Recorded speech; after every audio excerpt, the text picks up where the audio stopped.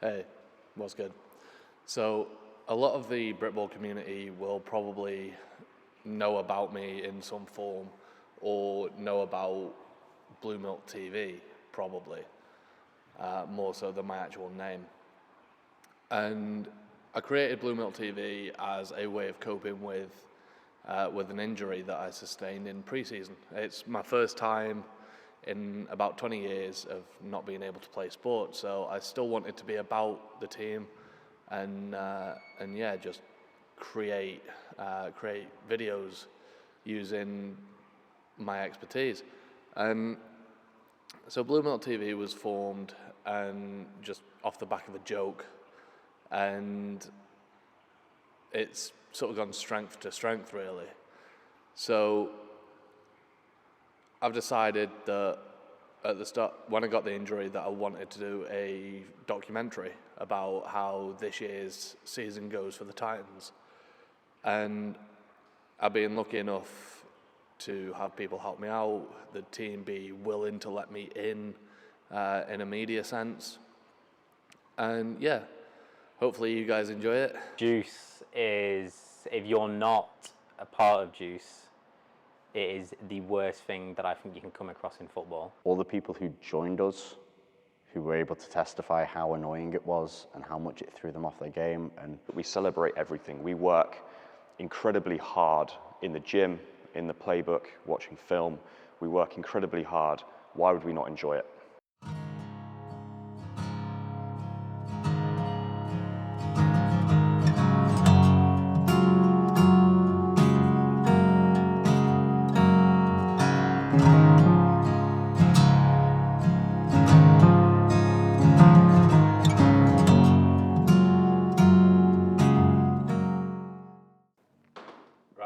So, coming off the back of the win last year at BritBowl 33, 34, whichever it was.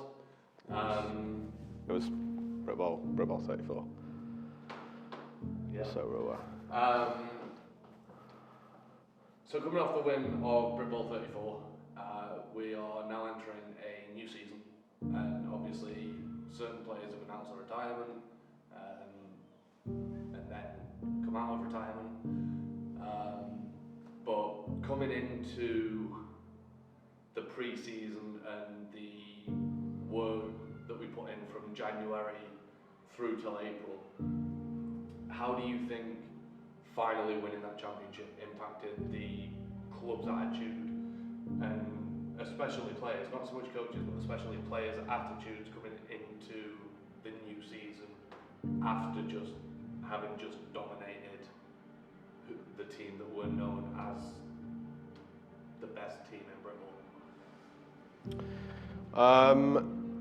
I think that we were kind of, for the past few years, we were kind of looked at as, you know, the little brother to multiple teams.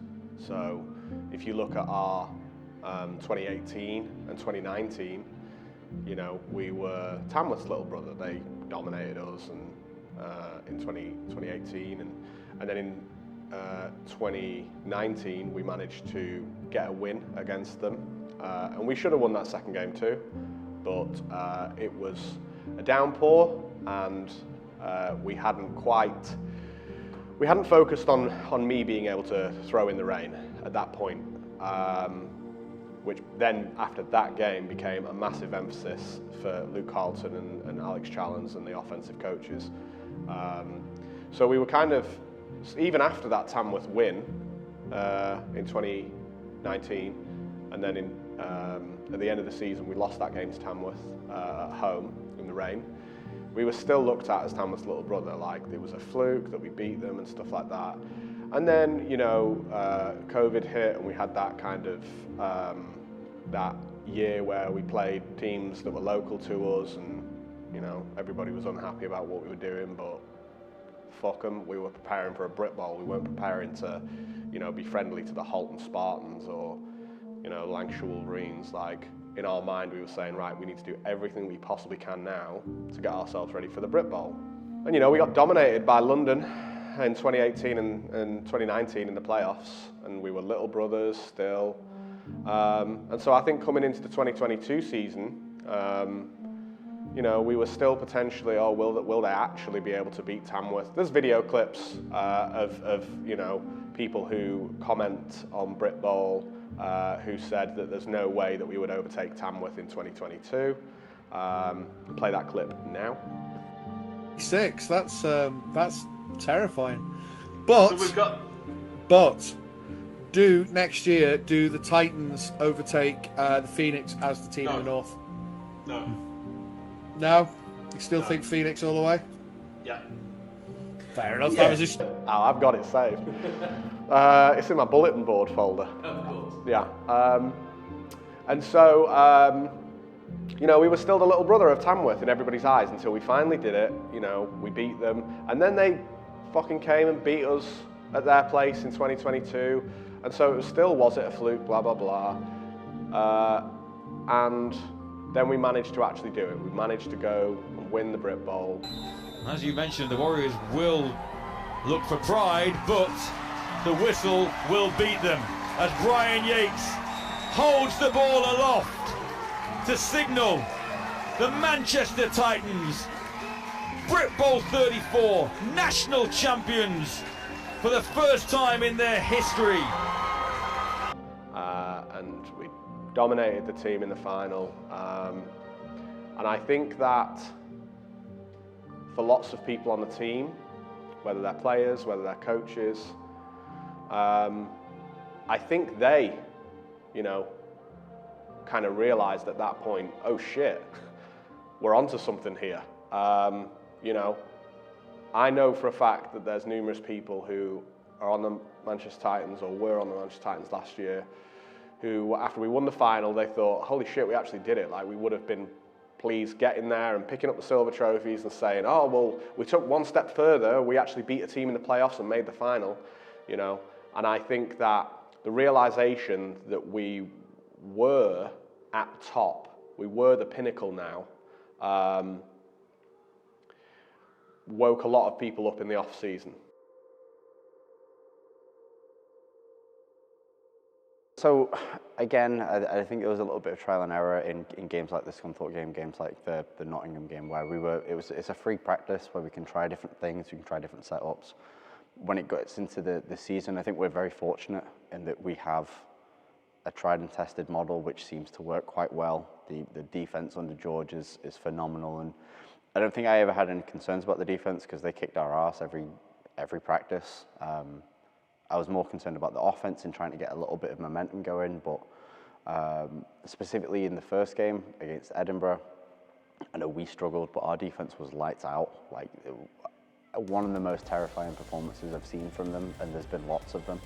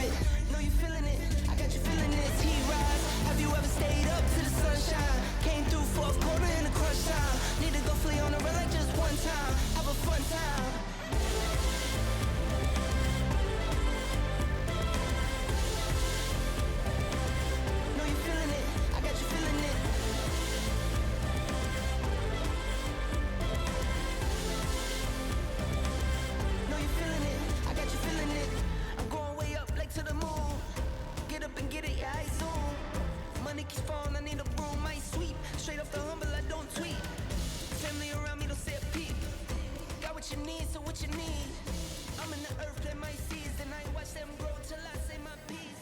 Yeah, you know, going into that first Edinburgh game, obviously you play your first game and you have those first game nerves, but also, you know, the expectation and our confidence in ourselves. We're going into that game expecting to put on a good offensive performance, solid defensive performance, and, you know, we've just recruited, you know, one of the best special teams players in the UK, so you're expecting a fucking good special teams performance too. And I think that 2 out of 3 of those units lived up. I think the defense absolutely slaughtered them. They honestly, that was an embarrassing day, I imagine, offensively for the Wolves. They hold themselves to a high account. I know Jamie Morrison is a good quarterback. I know a couple of their other guys. I think that they probably came away from that day with a tail between the legs. Special teams put on a good show, you know, good field position, and that pitch is often pretty windy too. Offense, we fucking sucked. Like, we had 1 offensive touchdown, I think. I think that the other touchdowns came from the famous Max punt return and a couple of defensive touchdowns as well. 37-0, you know, feel free to correct me if I'm wrong, but all but one of those scores came from the defense or special teams. And ultimately, I think talking to, you know, Luke and a couple of other people, I think that the offense didn't really spend enough time working who we believed were going to be our starting 11 together. We didn't have that rhythm, and that's a continuing theme throughout the rest of the beginning of our season.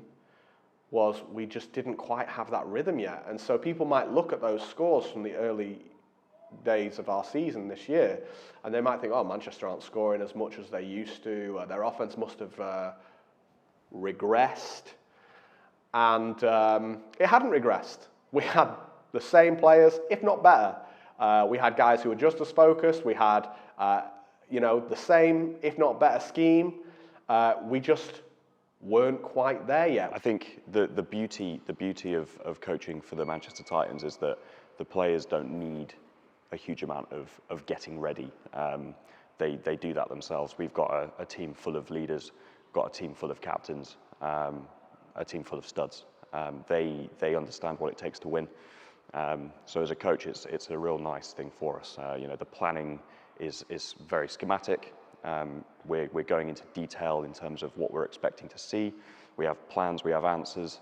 The whole thing for us as a defense is we want to force the opposition offense to be perfect. We want to force the opposition offense to be perfect in page 35 of their playbook.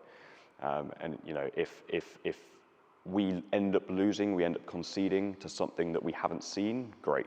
You know, that's a good opportunity for us to learn on the fly. And that was kind of our mentality going into those first couple of games, is a tough, hard pre-season. Again, working against ourselves, iterating a lot, iterating fast.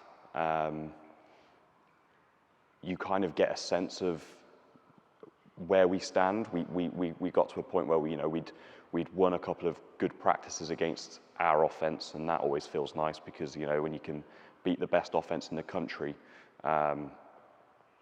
you know you're in decent shape. But you never know. You never know for sure quite where you stand. So going into that first Edinburgh game, Edinburgh away, you know, notorious for being a tough game, always hard travelling to Scotland, and Edinburgh are a good team. So it was nice to kind of get there and kind of not necessarily knock the rust off, because the rust was well and truly knocked off in pre-season, but kind of see where we stood. And obviously, yeah, I think we held them to something like 140 or 180 yards, didn't score. We felt pretty comfortable the whole game. Same with the Tamworth game. I think the Tamworth game was a little bit different because that had a bit of an edge to it. It was It was chippy. We brought a lot of juice to it. Thankfully, the offense scored 3 quick back-to-back-to-back touchdowns on the first couple of drives.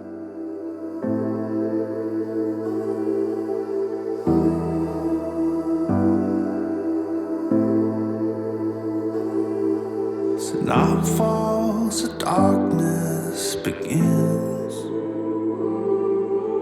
creeping through the shadows within. Got nowhere to run or hide. It's in my blood. It's in my blood. I keep on fighting. I keep on running. I keep on searching.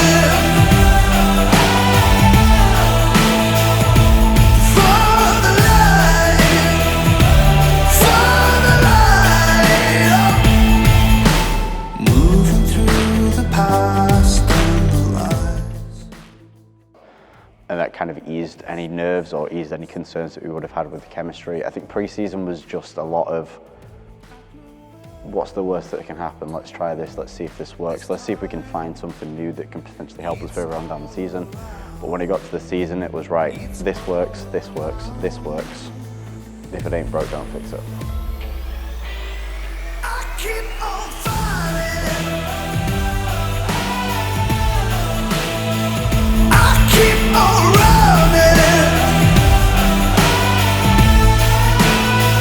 I keep on searching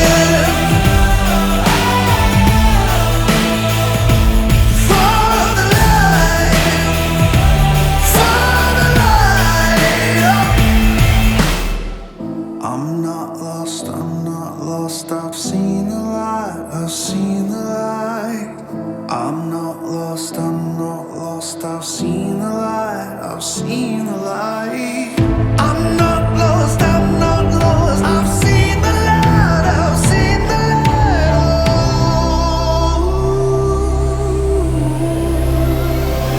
I keep on fighting. I keep on running. I keep on searching for the light, for the light.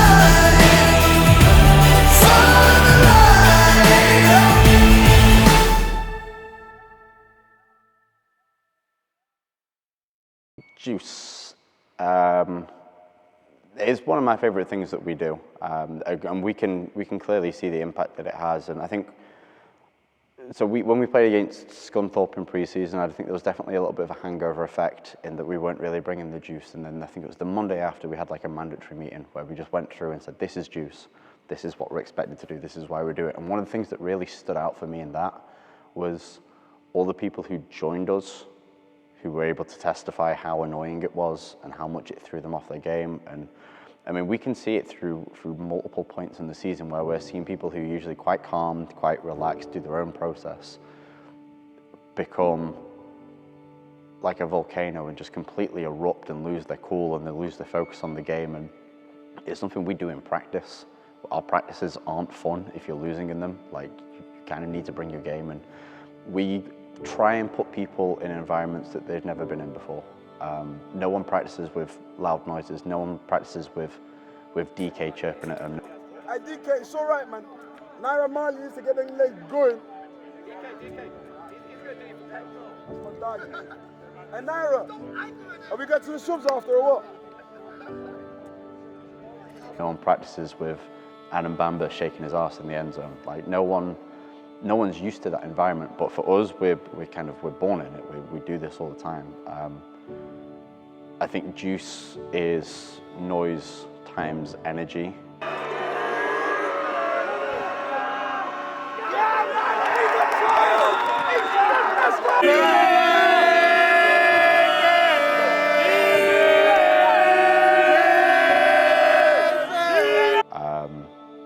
It's kind of evolved a little bit. It never used to be Well, it used to be always about us. It used to be, let's not talk to the other team, but now we're able to see that chirping the other team and talking trash to the other team and the impact it has on other teams it gives us at least 15, 30 yards of penalties every game, and it makes people lose their cool. And it builds us up a little bit more as well. So for me, juice is integral to our success. Like, I don't know if we'd be here without it. I think it's the cherry on top, but I also think it's the foundation. It comes from everything. So when we did that pre-season talk and we were talking through everything, everyone was silent, everyone was listening, everyone was picking up. Remember, the first practice after that was one of the juiciest practices we've had, and it's something that we've seen other teams try and take. We've seen other teams try and sort of go, oh well, it's worked for Manchester, it'll work for us as well. But unless you're actively controlling it, unless you're actively enforcing it, it'll just die, because you need those olive.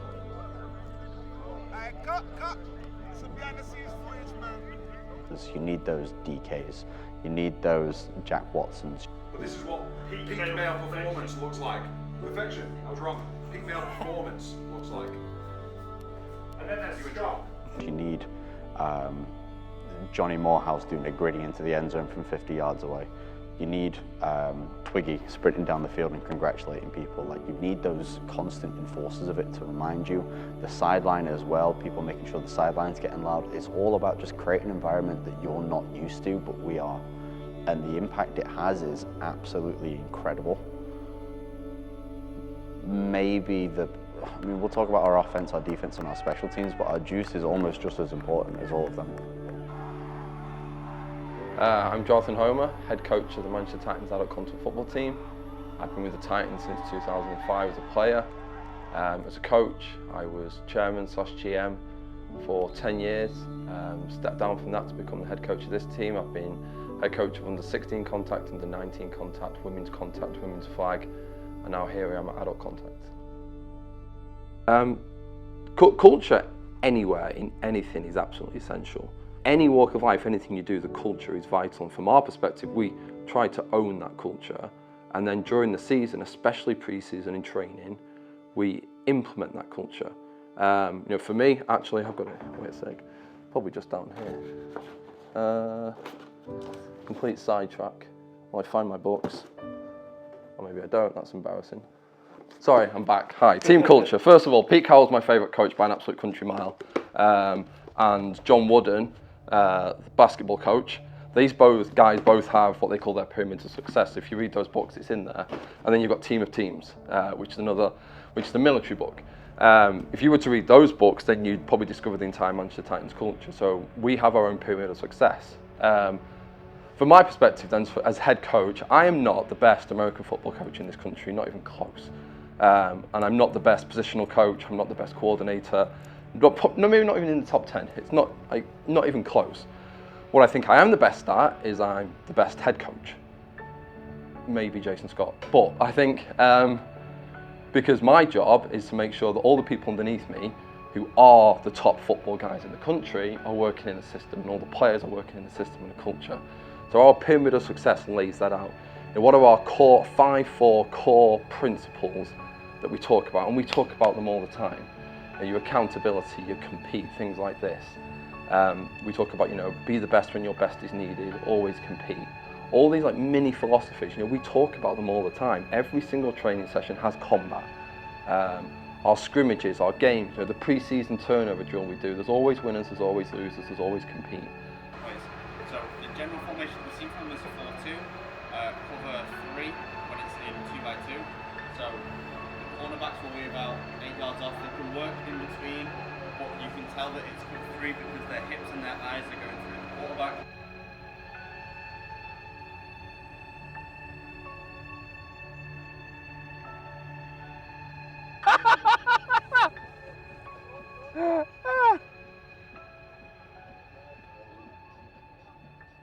Nice, dude. Oh!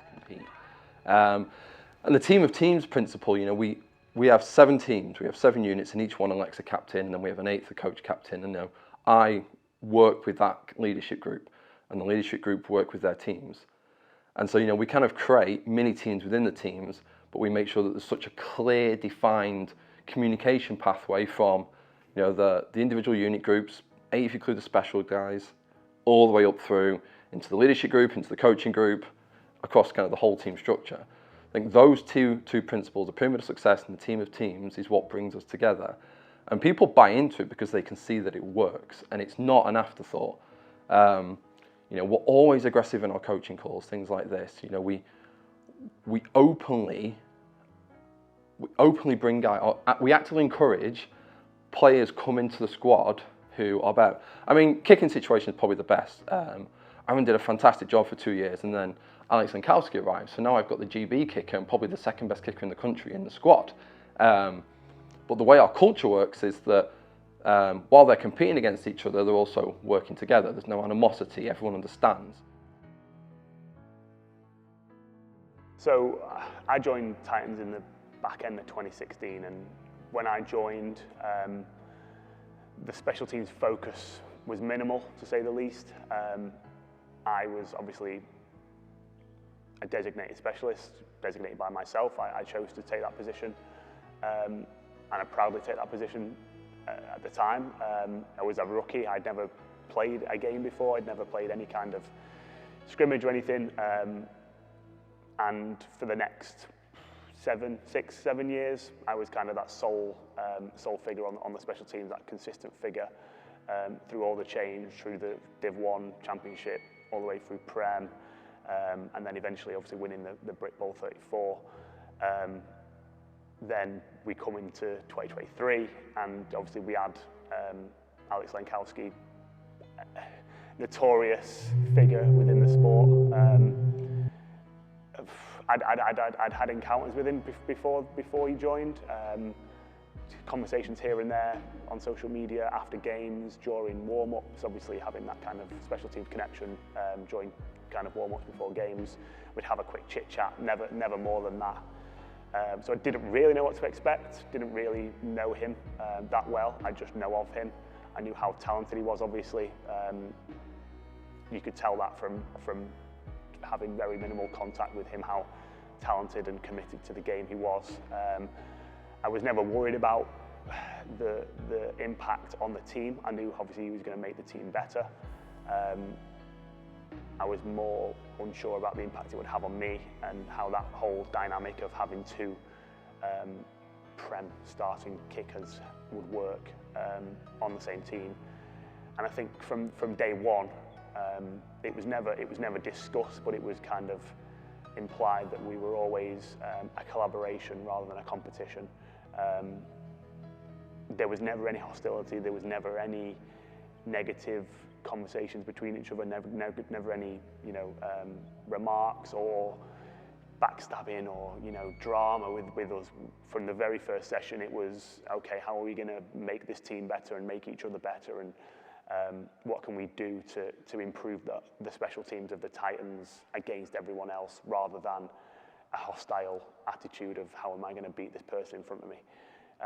And whatever played out throughout the games, whatever the selection was, we accepted that, and both agreed and both knew that it was for the greater good of the team. And I can safely say it's been the most enjoyable. I've had the most enjoyable practices of my career this year, having that kind of partner to discuss other teams with, scout other teams, discuss our own abilities and our own kind of progression and ideas, bounce ideas off each other, fake punts, fake field goals, kickoffs, onside kicks, everything that we enjoy talking, and that's our passion. We could express that twice a week, and over social media to each other. I'd never had that before. I'd never had that kind of collaboration. It was always internal to me, what I thought and what the special teams coordinator thought. And obviously our special teams coordinator, being also the head coach, I think that freed him up as well to not leave us be, but trust us with the schemes he put in place, and trust us to just get the job done on the day and not have to worry about the implications of anything going wrong. We could always discuss and have that collaboration. So I think overall it was probably one of the best things that could happen to us this season. You know, we were able to bring in Zahir halfway through the season, who's just quarterbacked for Leeds Carnegie, and he's working with Sam. You know, Luke implements the Z packages where Zahir's at quarterback. There's no bitching from Sam, there's no whining from Sam. They're competing, but they're working together, and that's the same across the board. And you just look at our DB group, it's a joke. Our second string DBs are the best DB group in the country. Look at the linebackers, you know, we play a 2 linebacker system, and I've got, you know, I think 3 GB linebackers. I know Coop's played secondary tier, so arguably 4, and that doesn't factor in that you've got guys like Jack, Rio and Calvin there, who aren't even in the GB squad, who, you know, I mean, Jack and Rio started the final, and you've got GB guys stood kind of on the sideline on the start. I mean, guys came in and played parts, obviously huge, massive parts, but I think it's just kind of like micro examples of how our culture works, that everyone is competing for sure amongst ourselves. We compete amongst ourselves, but then when we come together, the team of teams principle means that it just knits together perfectly, and people see that it works. People buy in because they see that it works. You know, buying into culture is easy when you're winning, but you know, we've lost 1 game in 3 years, so I think the two go hand in hand. I'd be lying if I said it was easy. I think that we've had conversations with captains at various points this year, and I believe we even put a post on our group talking about the rotations and how they work, and it's a really tough balance between the guys who are some of the best players in the country who want to be playing every rep, but then we rotate them out after 3 drives, and the guys who might not see the game time against the better teams. I think for us, what we've tried to do the most is we've tried to make each positional group almost like a family in a weird enough way, where you spend so much time with them, you go through film prep together, you go through scout prep together, you go through practice together, that you see the overall picture of what we're trying to do as well as your little role, and you don't really want to rock the boat in unnecessary situations. I'd be lying if I said that everyone was happy on our team. There's definitely some people who probably wouldn't have been happy with the amount of rotations they got, the amount of reps they had, targets, rushes, carry, whatever. Like, it is very difficult, and it's something that we were actively learning throughout the season. I'm not going to come out here and say that we have the fucking bulletproof plan and it was this. It was still trial and error. We didn't know how some people would react. We didn't anticipate people reacting certain ways to certain things, and it was a learning experience for us that will definitely benefit us in future years. The coaching is the main thing that keeps people happy, is understanding that they're getting the feedback and that we're invested in them. They're not just a part of the team and they're here, but we are invested in them being better, them getting the targets they need, especially the younger guys. I think it's more difficult with the older guys who don't really have that university that they can go back to, that don't really have well, I've only got 1 or 2 years left, I want to be playing, and that's completely understandable.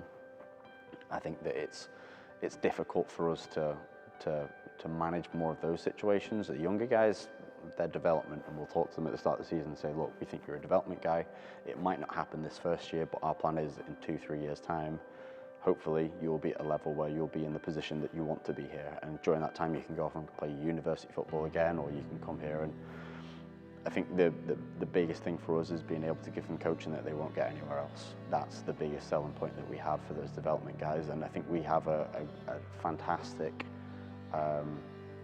template and a fantastic plan of guys like Tom Lovett coming in. He was a great receiver coming in, but comes away from the season, loved the season, started the national championship game, did everything that he needed to be there. And guys like Brad Temple, who came in, who's an absolutely electric guy, who is still working with, still developing, but as soon as he gets the ball in his hand, he's dangerous. And then guys like Jude, who's only really been playing for a year or two, came here to one of the best teams in the country, surrounded by GB receivers. It's not easy to get on the field, but seeing the improvement that he made from week 1 to the end of it is incredible. I can talk about receivers more specifically because we're filming their routes, we're doing EDDs with them, we're getting feedback to them after every game, things they did well, things they didn't do well. They're getting fantastic coaching from Noxie, from Theo, and there's an actual blueprint, and we can explain to them, look, this is why you need to do it this way. It's not just do it this way, it's do it this way, this is why you should do it this way, and then when it happens, we're able to say, here's why it happened that way. That helps ease the I don't want to say animosity, but it helps ease the anger towards not seeing the reps. I'd say it's too early to tell whether that works, because it's really like a 3-4 year plan. And if after 4 years people are still here and people are still getting developed, then it works. If not, then we're probably just going to go back to the drawing board. But I mean, we don't know the answer. I don't think anyone in the UK knows the answer.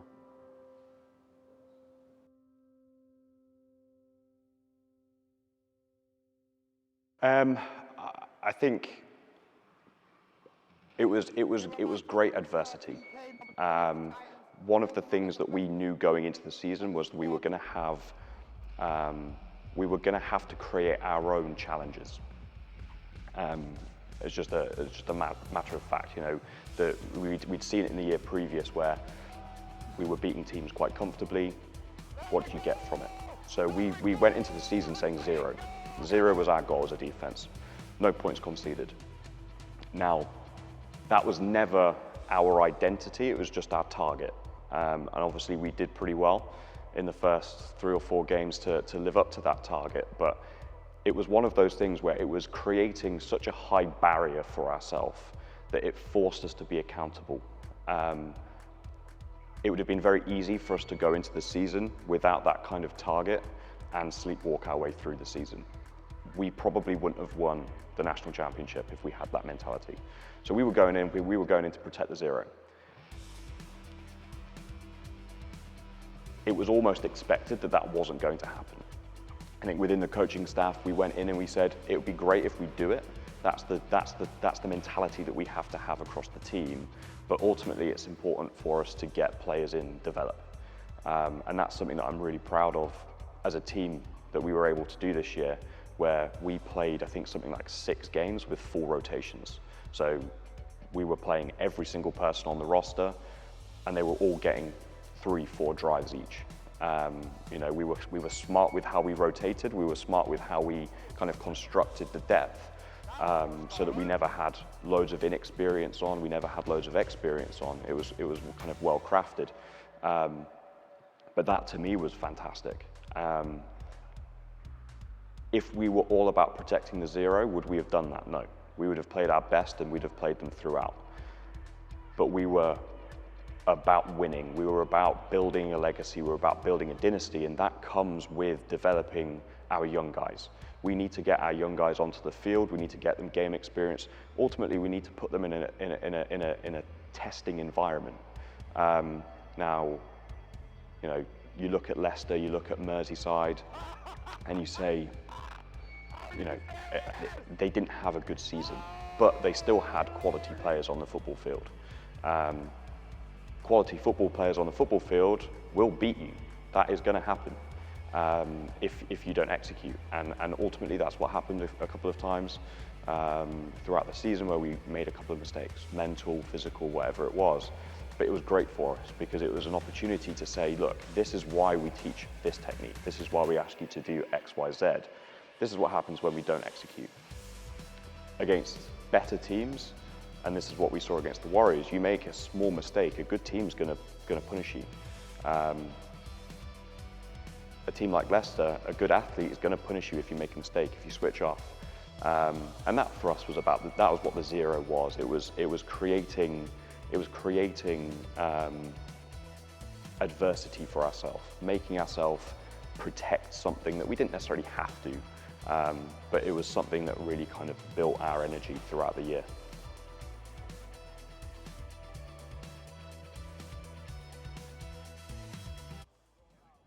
Come on.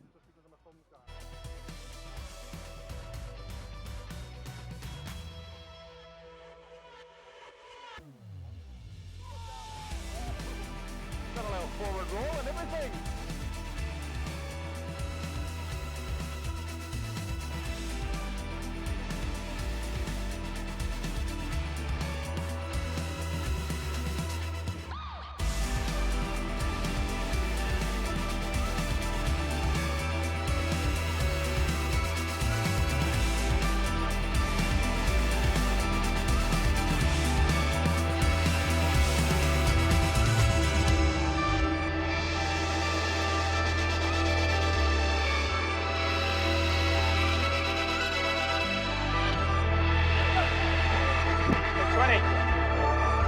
Johnny, we're going that way, right? Hi, Mom.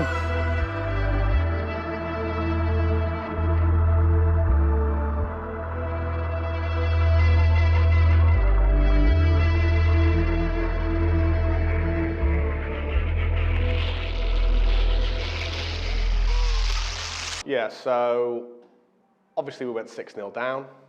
As I said before, offense didn't really care. At no point were we unconfident in the defense or ourselves, our ability to score. I think that we had the performance that we expected to have, offensively at least. I'm sure the defense are disappointed conceding, I think it was 10 points, or maybe it was 2 touchdowns. I can't remember what it was, but I think they were probably disappointed with what they conceded.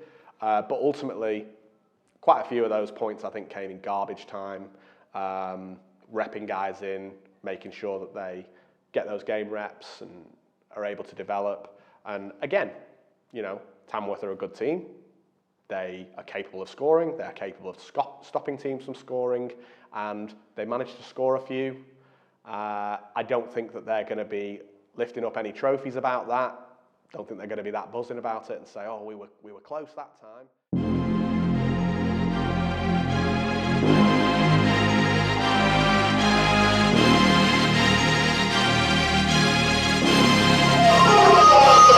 I walk with angels on my shoulder just so I can sleep at night. And these demons in my ear whispering things to me I like. And I know it deep way down inside that I should chase a bag. I got dreams of having shit I never had. I walk with angels on my shoulder just so I can sleep at night. And them demons in my ear telling me the shit I like. Telling me they saying that I can have it all, but it'll only be me if I fall.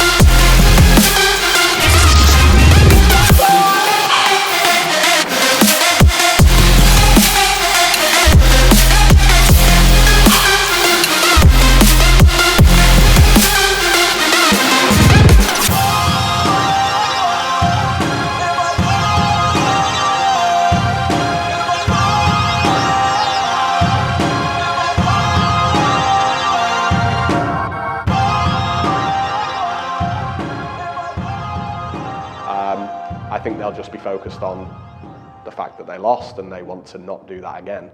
I think it just allowed us to say, okay, look, we've got ultimate confidence in our starting guys. We know the depth guys that we want to either be ready or that we can call upon if people need a breather or if there's an injury. It will have given the coaches the confidence they needed to call certain things. I think, if I remember correctly, we might have even tried a few things in the Tamworth game that we wanted to put on tape so that Bristol and London saw them. So it was just a really good opportunity to kind of wrap up our season, get the points on the board, and put a few things on tape so that the team we were going to play next, whoever that was, had to spend a little bit extra time preparing for this other wrinkle.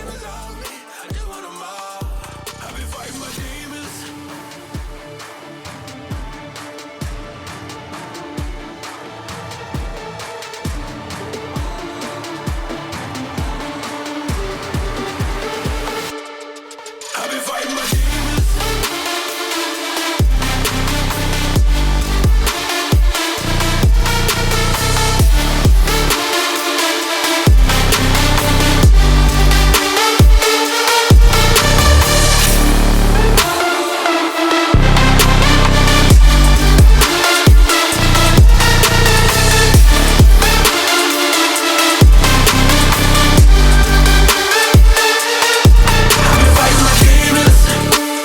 boy like myself in the man. I can't always see you if I let them know fuck up my bag. Lately I need a reason to hold on, motivate me to go strong. It's a problem and I just can't hold on. I've been fighting my demons.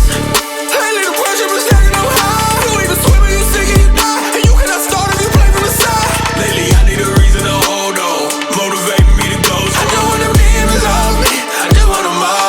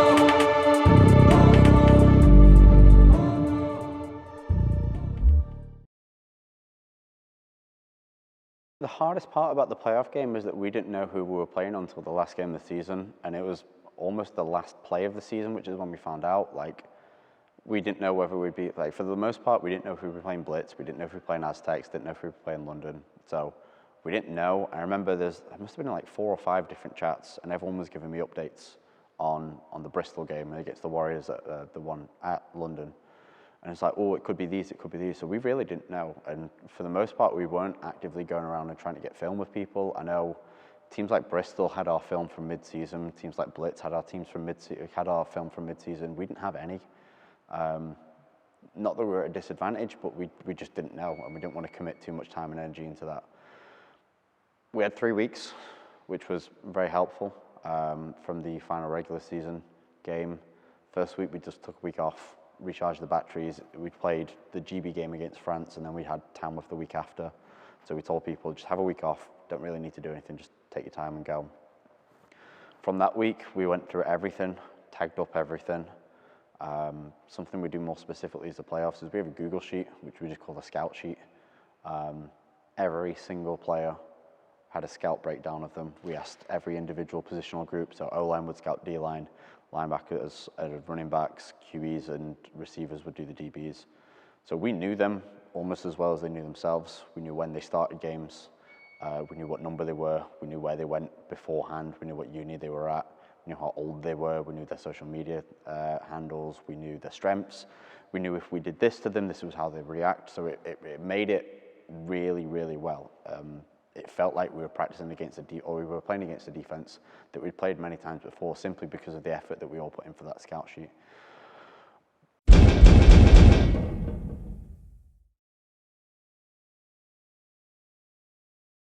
Two claps for Ric Flair. Woo! Let's go on, let's go.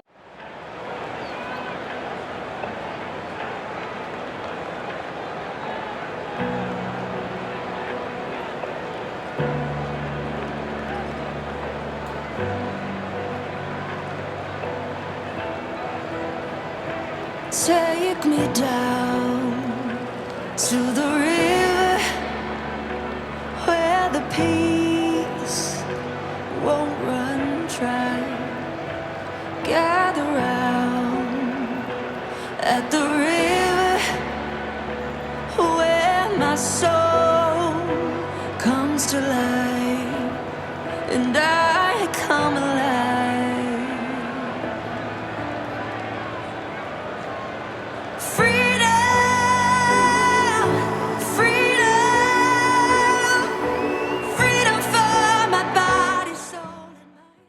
Prep for it was fun. I think we were pretty certain on what defense would play or what type of defense would play. It was one that we felt was one we could exploit. But there was obviously very good weapons. We were still uncertain as to a couple of people. They had an American cornerback and wide receiver who we'd heard had torn his ACL before the game.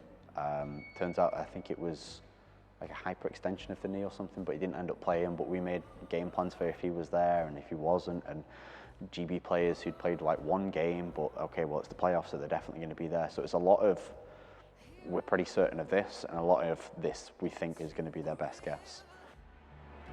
Where my soul is satisfied, Lord, I know you will deliver like you do every time I come alive.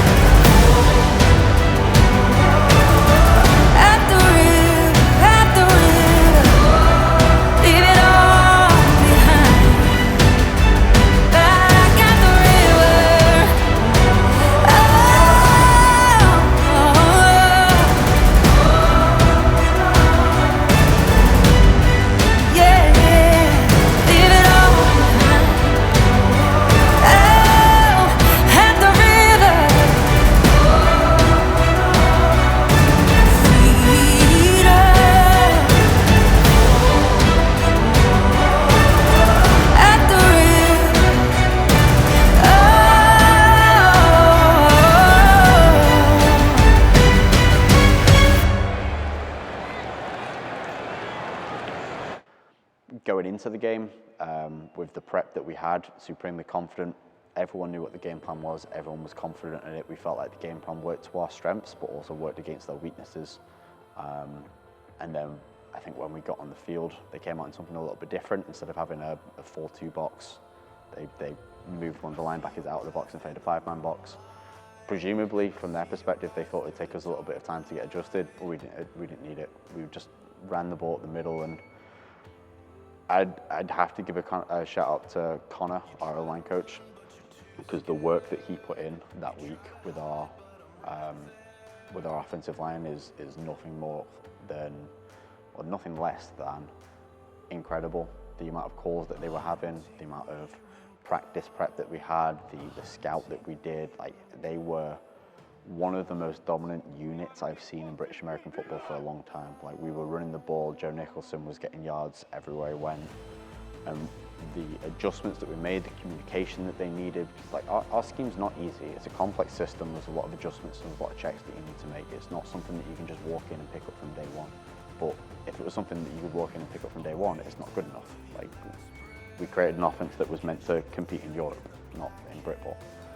So for them to be able to dominate as well as they did, put a lot of us at ease. I don't think we were ever concerned going into that game. I think we were quite confident going into it, but we, from an offensive perspective, knew that as long as our defense could do the job that they've been doing all year, if we score 30 points in a game, so 4 touchdowns and then field goal, safety, defensive touchdown, special teams touchdown, one other form of score, if we can score 30 points in a game, no one's scoring 30 on our defense.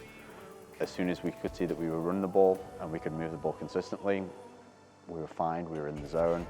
I had Charlie on the radio talking to me and essentially just telling me everything they were doing from what he was seeing at the other end of the box. That makes my job as a play caller so much easier, being able to have that almost that yin and yang kind of aspect of everything that I do, or everything that I don't do, he does, and then we can finish it all together.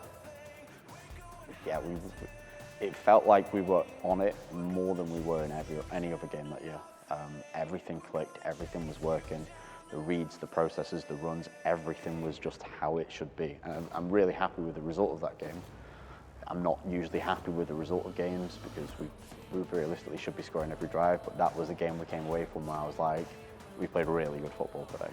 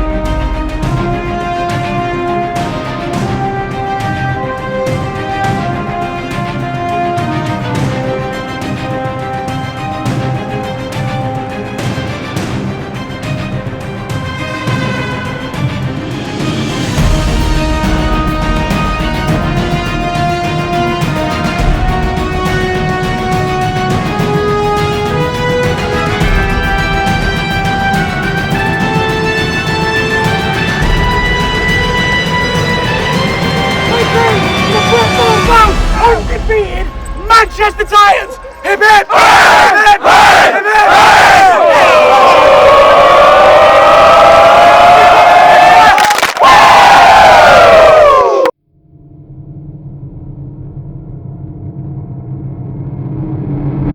Yeah, I mean, it's, you know, we're two-time back-to-back undefeated national champs now, so I'm not sure how many people will write us off. You know, before the Bristol game, you know, you cast an eye at the predictions threads that you get on the various forums, and actually it was weighted towards Bristol.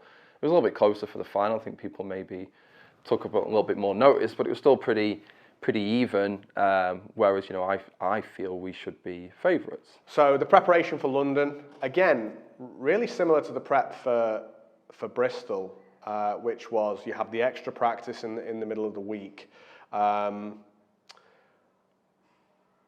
And then basically, you know, you do your personal prep work. And some players do loads, you know. I know that people like Anoush, he'll do loads of prep. And you've got other players who'll just watch a little bit of film, get a little bit familiar with what they're going to be going up against, and then they're content. You know, and I think that I watched London to the point where I knew who their players were. I understand how they moved. I understand what they're likely to do, whether they'll bite on things, their tendencies, things like that. Got comfortable, and then that was it. So preparation-wise, again, it was kind of more of the same. Understand what they were trying to do, understand how we were, you know, going to stop them. We felt good as a defense. You know, I think we had confidence in ourselves. We had confidence in the people around us. We knew what they were going to try and do. They're, you know, a good O-line, a very, very powerful backfield, and then you kind of pair that with some of the speed that they've added with 33. It was a tough thing to scheme against. You know, Ray and Dwayne are no joke downhill, and then you know, Leonardo can really kind of beat you on the edge. It was a fun game. It was a really fun game to be part of. I journey through the darkness, through the deepest and the hardest. I wear the scars like tattoos, every single break and bruise, so I know what the cost is. I'll go through anything to get where I wanna be. Nothing you throw at me gonna knock me off of my feet. It might take everything, so if you want it, you gotta be ready to bleed. 'Cause I'll go through anything, and you're gonna have to go through me.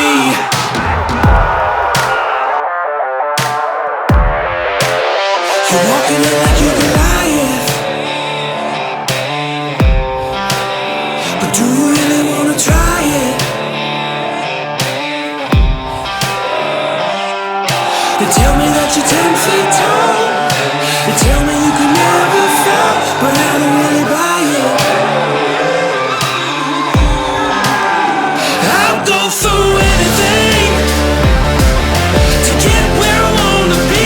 Nothing you throw at me gonna knock me off of my feet.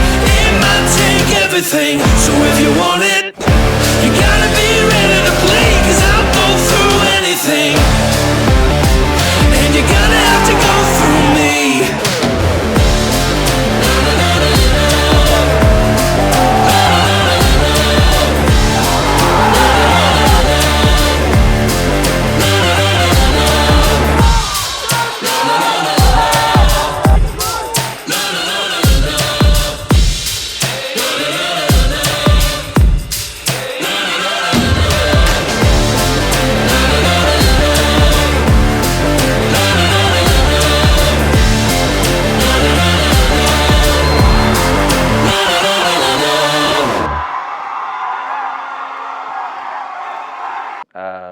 It was a very different game. I feel, I mean, there was a few factors last year. D. Williams wasn't playing, which obviously was a huge thing for the Warriors. when you watch the film back, the Warriors were nowhere near their best, in my opinion. They dropped balls on offense. There was little timing failures, which you can almost come to expect because I think Nick Jaquette played safety the week before against Tamworth in the semi, and then had come in and played quarterback. So obviously they weren't quite as fluid as they were on offense. They had little execution failures. We won 37-7. Was it a 37-7 game? Probably not. We just kind of these little quirks. So coming into the game this year, knowing that we were facing the London Warriors with D. Williams at quarterback, they've still got that sensational running back core. You have to game plan against guys like Raymond Sobowale, and then they got the NFL Academy kid as well that they brought in, number 33. I'm gone blank on names, sorry. That running back core is incredible, and then you look across the field, look at the power that they've got on defense, at the end and at linebacker and across the field. And so it felt a little different. I also thought that from the Warriors' perspective, don't want to make assumptions, but I felt like they were a lot better prepared for us this year than they were last year. I felt last year maybe, we played them in the semi-finals, not me, but the Titans had played them in the semi-finals 18-19, and the Warriors had absolutely walked over us, 50, 60-point wins. And I think that they came into the 2022 final with that in their minds, that this was going to be another, we're just going to run on the Titans. The Titans struggle against the run, against the power game, against the two-back sets, against the 21 personnel. We're going to come, we're going to run it, and we're going to dominate. Whereas this year, I thought they were better prepared for us. Offensively and defensively, a lot more nuanced. And so it was a much closer game. To see us come through that kind of game and pull out and win like we did, it's almost like it's vindication. It's validation, that everything that we've done and everything we do works. I say it all the time, be at your best when your best is needed. And everybody was. When you were needed, when guys were needed, guys were at their best. And actually, I think you can just look across the team. We made a few selection decisions. A couple paid off, a couple didn't. So we had guys on the bench that came into the game and were absolutely sensational. We had guys that started, that maybe came off and came back in. If I think about my linebacker core, we kind of rotated 5 linebackers throughout the day, and all 5 were absolutely sensational. All 5 knew their jobs. If I think about, Rio and Calvin started the first game of the season, were kind of the mainstay of our linebackers at the start of the season. And then you kind of got, Jack, Irish, and AK, which is a ridiculous 3 guys to have stood not on the field at any given time. But focusing on like Rio and Calvin, they had specific roles in the final. Rio get on the field when the London's power offense is in and shut it down. They did it. Calvin faster back, better out into the flats, better out in pass rush. They out there and did the job. You look at the, I think the last play where the D. Williams fumble when he was, in fairness to him, the guy's kind of reaching, trying to make the first down. It's Calvin flowing across there, and on that tackle, ball comes out, and it falls to Nathan Douglas. No, it doesn't. Falls to Danny Barnes for the recovery. But I think that just kind of exemplifies how our team works and how the culture on the team works. That that there are, we always compete, but then we come together, and to kind of get that validation in such a close game, especially when the Warriors, the Warriors were ahead. Warriors were ahead going into the 4th, or did we just pulled ahead? I can't remember off the top of my head. I think we flipped, and then Joe Nick scored the tush push, when the whole offense pushed him in. So it was close and it was tight. People think 44-27, it was comfortable. It was not comfortable. It was a battle. It was a real battle. And I think it was the 2 best teams in the country at their best. Absolutely going at it, and I want actually, and it's, I speak to the BAFA guys a lot, and and BAFA take a lot of hate, but I think they are on the right path, and we are moving slowly towards this kind of elite league concept, where hopefully we get those games on the regular. That it could potentially, and I don't want to alienate 90% of the community here, but us, Tamworth, Edinburgh, the 2 London teams, and Bristol would be a phenomenal top 6, right? Obviously, there's a huge amount of cost getting Edinburgh to Bristol and back in the regular season. It's not cheap, so I don't want to talk for those guys. But I want to be playing those games, 10 games a season. That's kind of what we need to get to. And I just touched on the Joe Nick touchdown where the offense pushed him in. We had the same play in 2022 when it was it Scott Higgins or Winrow caught the screen pass, top of my head, can't remember. Offense got out there, O-line got out there, Sam got out there, pushed him across the line. It was the same. And actually, I think that's, in that photograph, actually, it's at the top of our players group now, isn't it, on Facebook? That's kind of the profile picture. That there sums up the Manchester Titans. That sums up why we're the best. because in that moment, Jonick tries to hurdle a guy. It doesn't quite come off that time, and he's on the 7 or the 8, I think. And you've got 11 Titans pushing, and you know there's Warriors guys stood watching it, and I think that's the difference right there.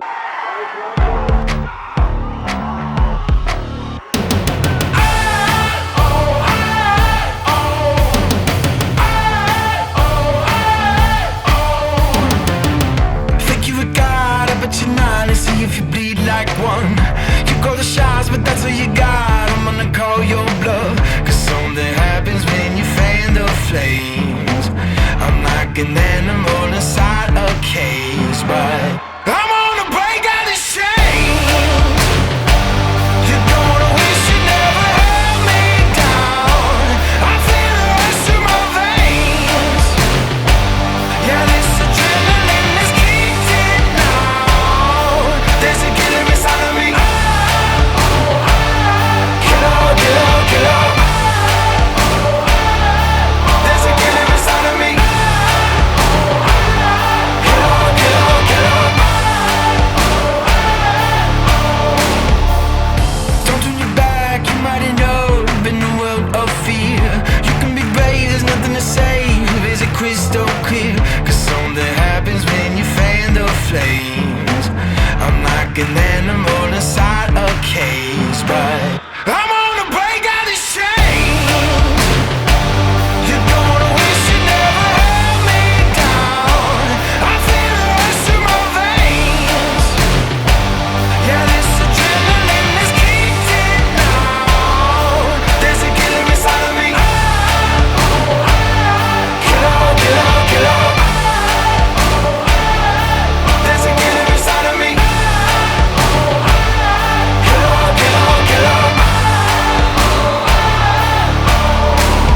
Sometimes I fight it, but I cannot hide it. I know it ain't right, but sometimes I like it. I'm gonna break out this chain. You're gonna wish you never held me down. I feel the rush through my veins. Yeah, this adrenaline is kicked in now. There's a killer inside of me. Killer, killer, killer. There's a killer inside of me. Killer, killer, killer.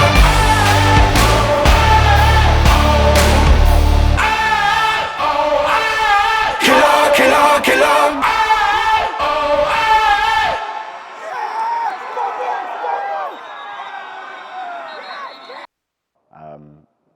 I remember, so like coming into the game, like my perspective is that you should be able to achieve perfection. If you don't achieve perfection, that means everything else is less than that. So I felt like going into the game, I was definitely anxious. But I remember waking up on the day of the game and just waking up angry.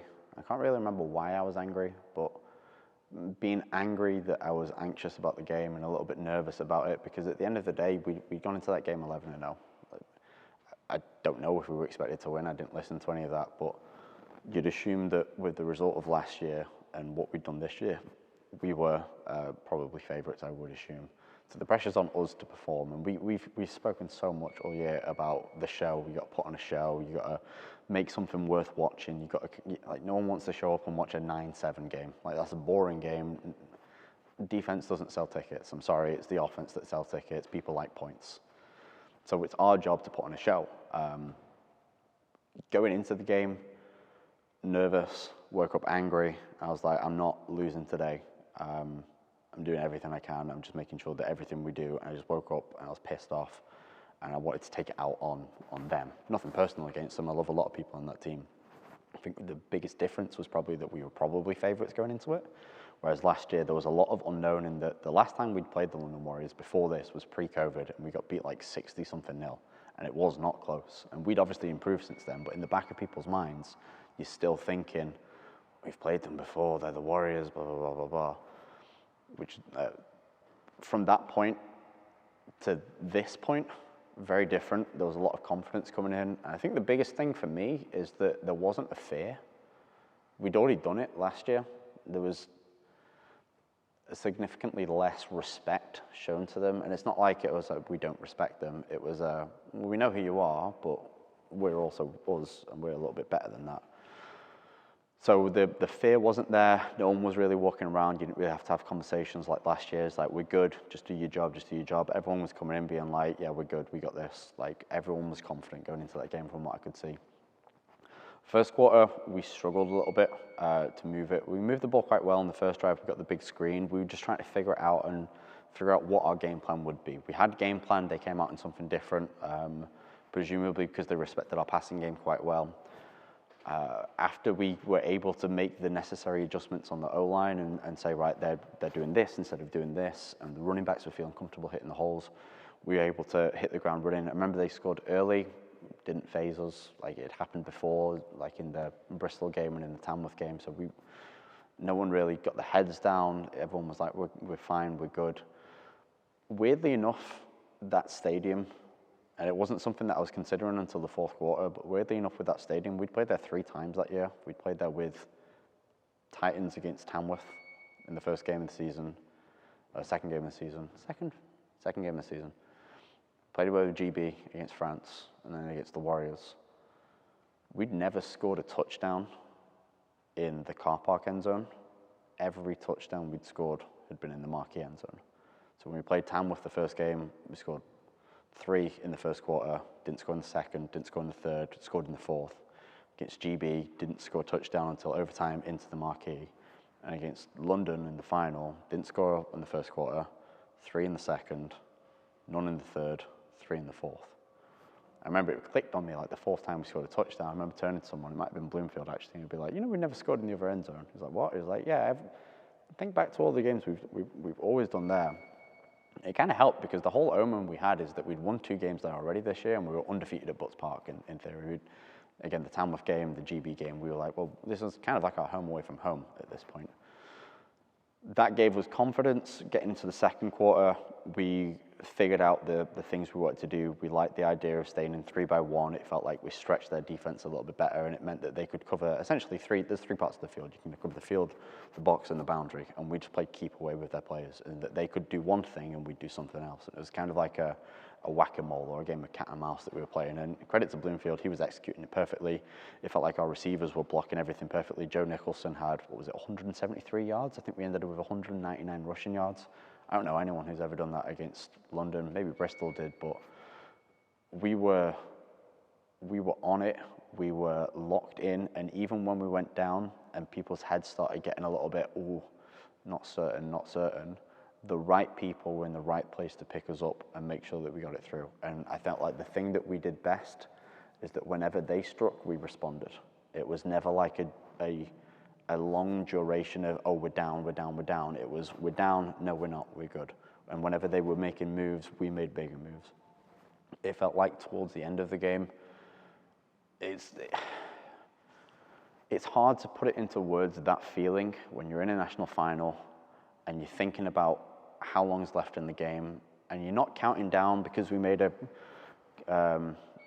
effort to tell people we're not counting down the time, we're being aggressive, we're keeping our foot on the floor. Like, it's not time to count down until the national championship. But when it gets to that 4-minute mark and they're still driving and they've got to score, 17 points, the 4th down fumble, which Danny recovered, sending the offense out on the field, that feeling, if you could just bottle it up and keep it like forever, I'd be so happy with that feeling.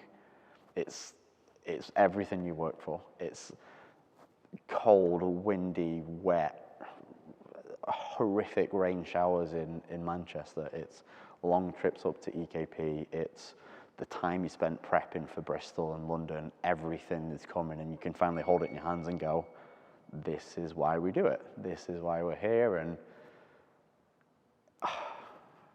it's what makes me want to keep doing it again. When I get into those doldrums of the season where you're playing teams and it doesn't matter what prep you do, you're going to win anyway. Like, that's what keeps me going.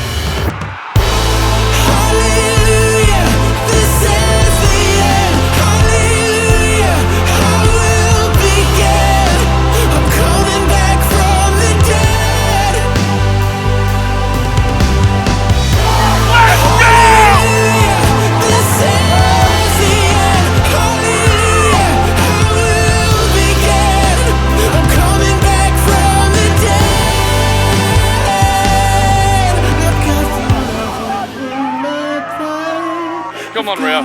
You're the star. Let's go!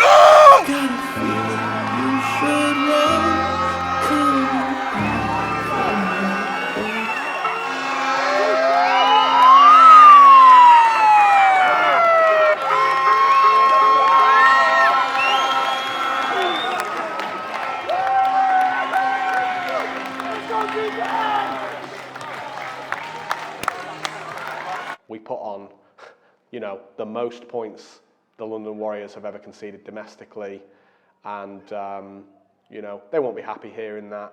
But ultimately, however much love I have for those guys individually as a team, we're not interested in being friends. They don't want to be friends with the Manchester Titans, and we don't want to be friends with the London Warriors as a club, because we expect to be there every year trying to beat the living shit out of each other. So, you know, maybe next year will be a different story, but we're going to be working our fucking asses off to make sure we're back there and we put hopefully a bigger beat down on them, you know. I think if you asked me 4 years ago, would we be in this situation? You know, it's a dream. It's a dream to be able to say we did what we did. And I have so much respect for the Warriors. I'll never speak down about them. I'll never say that they're not a fucking great organisation with great players and you know, incredible, you know, history. But it's our time now. It's our time now.